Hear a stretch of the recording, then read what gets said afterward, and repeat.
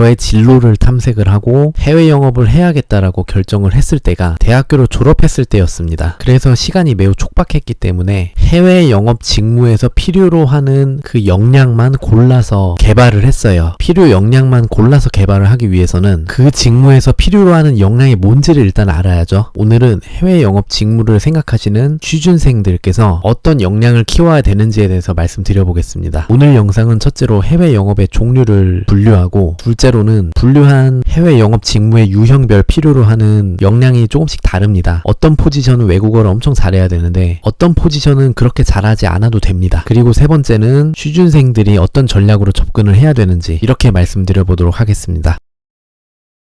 물론 회사의 규모, 회사의 사정, 여러가지 조건에 따라서 모두 다른데 기본적으로 해외 영업 담당자는 영업부터 시작해서 마케팅, CS까지 올라운드 플레이어가 되어야 됩니다. 해외 영업은 공격형과 수비형으로 나눠서 생각하시면 편해요. 보통 해외 영업이라고 한다면 해외 바이어를 발굴하고 고객을 컨택해서 만나서 협상을 하고, 이런 어떻게 보면 좀 공격적인 퍼포먼스를 떠올리잖아요. 이런 업무들을 회사에서 해외 영업 사원이, 해외 영업 팀이 직접 할 수도 있는데 회사의 상황에 따라서나 아니면 산업군에 따라서 다른데, 현지의 로컬 업체, 그러니까 현지의 에이전트를 끼고 영업을 진행하는 경우도 있습니다. 해외 영업 사원이 직접 필드 영업을 하는 경우도 있고, 여기서 필드 영업이라고 하면 아까 말씀드렸던 고객을 직접 발굴을 하고 어떤 영업 활동을 영위하는 그런 것들을 필드 영업이라고 하는데, 해외 영업팀에서 이런 필드 영업을 직접 할 수도 있고, 아니면 중간에 에이전트를 끼고 이들을 서포트하는 개념에서 영업을 할 수도 있습니다. 이때는 영업 지원, 영업 관리에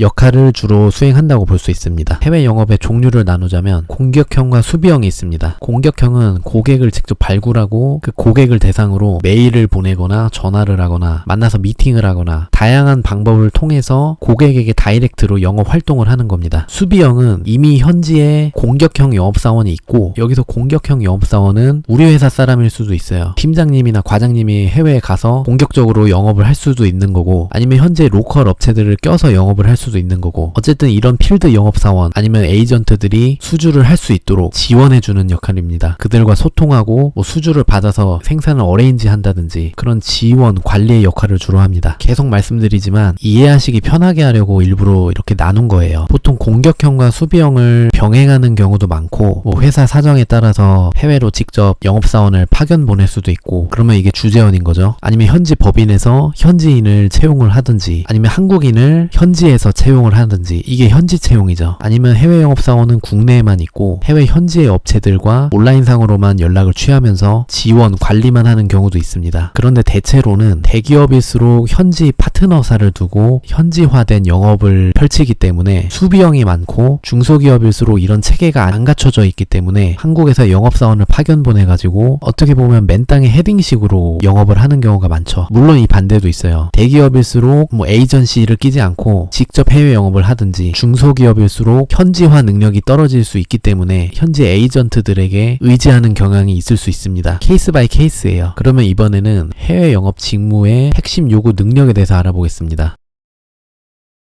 첫째는 커뮤니케이션 능력입니다. 조율 능력이라고도 표현할 수 있을 것 같아요. 공격형 해외 영업과 같은 경우에는 주로 본사와 고객 사이에서 수주라는 목표를 달성하기 위해서 소통을 하고 이를 조율을 합니다. 영업사원 한 명 한 명이 작은 기업이라고 생각하시면 돼요. 그러니까 이 영업사원이 본사에서 물건을 사서 고객에게 직접 판매를 하는 개념으로 이해하시면 됩니다. 고객은 사실 나의 물건을 사도 되고 안 사도 돼요. 왜냐면 이미 시장에 수많은 물건이 있기 때문에 고객이 갑입니다. 고객에게 하는 말 한마디 한마디가 정말 중요하고, 커뮤니케이션에서 한순간의 실수로 수주가 취소돼 버린다든지 매출에 다이렉트로 영향이 갑니다. 그래서 적극성이 있어야 돼요. 예를 들어서 고객이 어떤 원하는 게 있다라고 하면 어떻게든 본사를 설득을 해서 이것을 들어줘서 수주로 연결을 시키는 그런 적극성이 필요한 포지션입니다. 수비형과 같은 경우에는 현지에 이미 이런 필드 영업사원들이 많이 있고, 혹은 에이전트들이 많이 있고, 이들이랑 본사랑 그 사이에서 소통을 하고 조율을 하는 그런 역할을 합니다. 위에 공격형이랑 다른 점은 기본적으로 나의 제품을 팔고 싶어 하는 사람들과 소통을 하고 업무를 진행한다는 거예요. 그렇기 때문에 외국어 능력도 공격형처럼 고급 외국어 능력을 필요로 하지는 않습니다. 그리고 기본적으로 나의 제품을 팔고 싶어 하는 사람들과 협업을 하기 때문에 이들의 업무 태도도 비교적 협조적이죠. 그래서 회사에서는 보통 이 수비형 해외 영업사원한테는 일을 좀 많이 줍니다. 보통 이 수비형 해외 영업사원이 여러 명의 공격형을 담당하고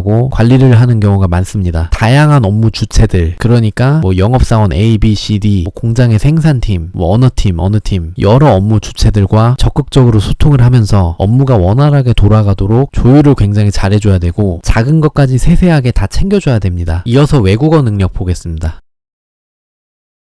외국어 능력도 공격형에게 요구되는 능력과 수비형에게 요구되는 외국어 능력이 다릅니다. 공격형과 같은 경우에는 한국어로도 말하기 힘든 전문적인 내용을 논리정연하게 외국어로 말을 할 수 있는 정도의 외국어 능력이 필요해요. 예를 들면 이런 것들을 외국어로 말을 할 수 있어야 됩니다. 내 물건을 사고 싶은 마음이 없는 외국인을 설득해가지고 사고 싶은 마음이 들게끔 유도를 할 수 있어야 됩니다. 내가 팔고자 하는 제품을 분명히 트집 잡는 고객이 있을 거예요. 이런 고객을 만났을 때 고객에게 융통성 있게 반박을 할 수 있어야 됩니다. 경쟁사 대비 나의 제품의 강점을 어필할 수 있어야 되고 약점은 커버할 수 있어야 됩니다. 뭐 제품의 작동 원리, 생산 과정, 상세 재원 등을 뭐 스펙 이런 것들을 외국어로 설명을 해줄 수 있어야 됩니다. 수출 수입 관련된 디테일한 과정들 있잖아요. 혹은 무역 조건, 뭐 가격 조건 이런 것들을 디테일하게 조율을 할 수 있어야 돼요. 일단 생각나는 것만 적어봤습니다. 반면에 수비형은 이 정도까지는 할 필요가 없습니다. 보통 업무를 이메일로 하기 때문에 메일을 통해서 어느 정도 의사소통이 가능한 수준이면 업무 수행에 큰 문제가 없습니다. 실제로 외국어를 정말 못해도 번역기 돌려서 업무를 하는 사람도 있을 정도예요. 그래도 최소한 영문 비즈니스 이메일에 걸맞는 그런 표현이랑 단어 정도는 공부를 해야겠죠. 보통 신입들은 수비형으로 채용이 되기 때문에 외국어를 어느 정도만 해도 상관없는데 나중에 회사에서 중용이 되거나 아니면 회사 오래 다니고 싶으신 분들은 위에 공격형 필드 영업을 할 수 있을 정도로까지 외국어 능력을 끌어올리셔야 됩니다. 세 번째는 무역 지식인데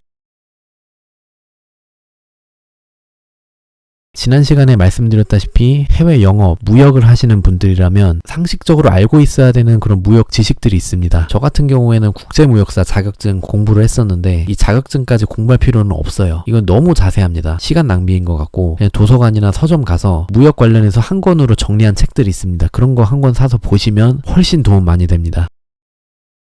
제가 수비형과 공격형으로 나눈 것은 단순히 이해를 돕기 위한 것이고 회사마다 비중은 다를 텐데 대부분 이 두 가지를 병행하는 형태로 업무를 진행합니다. 그런데 대체로 공격형 해외 영업은 수비형 업무가 모두 숙달된 상태에서 협상력이라든지 고급 언어 능력 이런 보다 높은 차원의 업무 능력을 요구하기 때문에 최소 대리급 이상의 경험과 업무 능력을 필요로 합니다. 다시 말하면 회사에서 신입사원에게 필드 영업을 시키진 않을 거예요. 수비형의 업무 능력을 우선적으로 요구할 거고 연차가 높아질수록 공격형의 업무 능력을 요구하겠죠. 그러니까 취업 준비를 할 때부터 내가 외국어 능력이 안 되니까 해외 영업 직무는 포기해야겠다 이런 식으로 생각하기보다는 수비형 업무를 우선적으로 준비를 하고 그 다음에 공격형 해외 영업으로 발전을 할 그런 플랜을 갖고 있으셔야 됩니다. 그리고 그거에 맞춰서 자기 개발을 하신다면 회사에서도 그런 지원자는 다시 보겠죠. 다음 시간에는 제가 대학교를 졸업을 하고 2년이라는 단기간 동안 해외 영업 직무에서 필요로 하는 그 능력을 끌어올리기 위해서 어떤 것을 했는지 간단하게 소개드리겠습니다.